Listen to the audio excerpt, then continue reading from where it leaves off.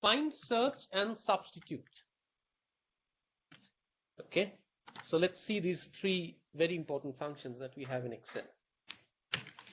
So if I write find, okay, just look at what before you put the parenthesis, the open bracket, look at what this function does.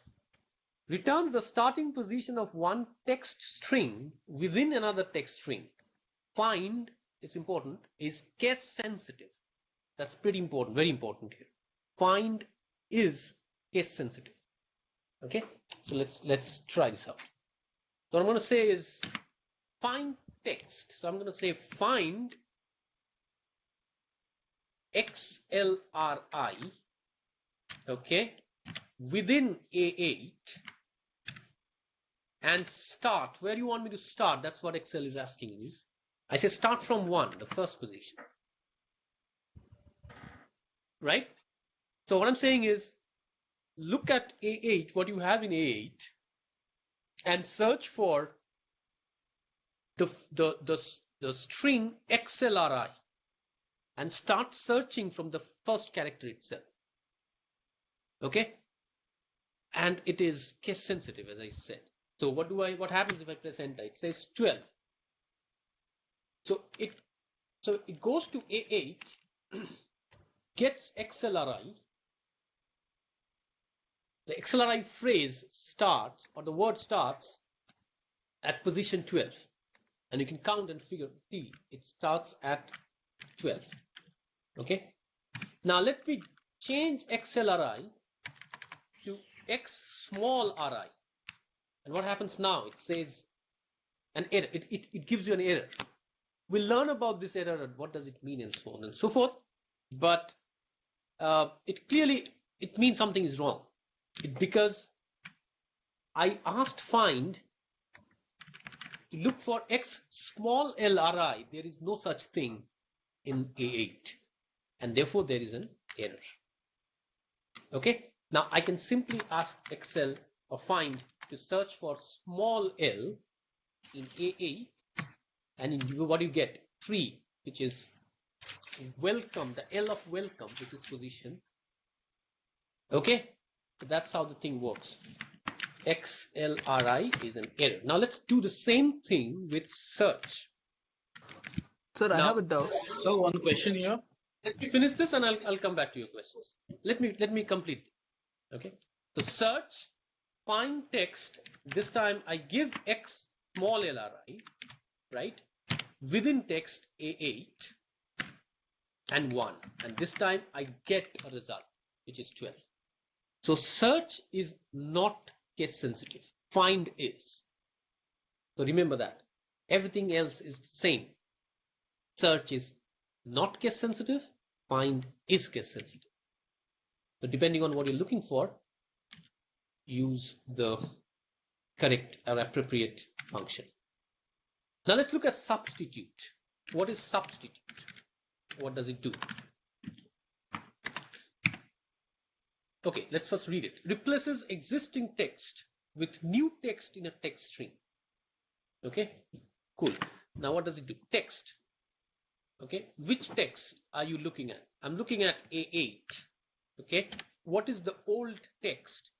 Let's say I change all is. So whenever it's a text, I'll have to put it within double quotes. Okay, whenever I'm talking about text in Excel, I will put it in double quotes, within double quotes. Okay, now this is double quote and not 2 single quotes. Sometimes we end up making this mistake. So this is a double quote, not 2 single quotes. The 2 single quotes don't work, right? They may look the same, but it doesn't work. So use double quote. So double quotes E, and then I say new text is O. And then instance number. Okay, instance number. Now look at the 4th parameter, and we have seen this before, of course, but we didn't pay attention. The thing is, the 4th parameter is enclosed within square bracket. as you can see, right? Which means that the fourth parameter is optional. The fourth parameter is optional. You may not provide the value. Substitute will still work. Okay. So when we start looking at some, look at functions, start looking at them very seriously, like you start doing VLOOKUP and match and index and all that, we will spend some time with optional stuff and all that. But right now, let's simply ignore this and say, that's all I want to provide you. What happens then? All the E's are changed to O's. Okay. Now, let's now provide an instance number and say, let's say 2 or something. What happens now? From the second instance. Okay, so the second one remains E. Okay, it doesn't change.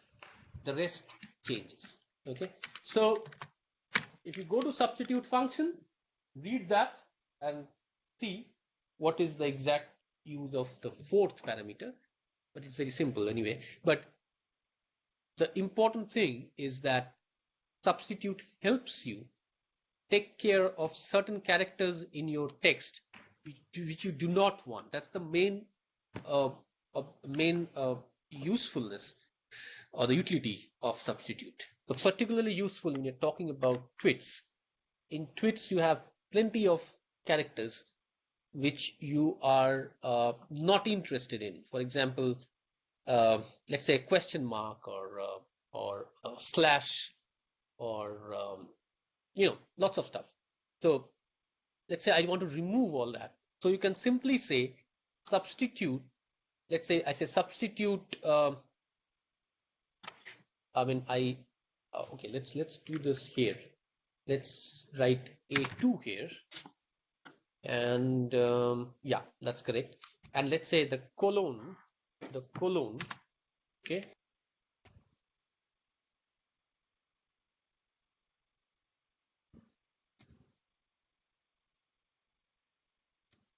So your mic is muted again. No. It's not. It's a problem at your end, I guess. Okay, yeah. Okay. So that colon, as you can see, is removed, right? So these are things that the substitute functions, the function is quite useful when you have to clean your text. Cleaning text, if that is what you have to do, that substitute is a very useful function.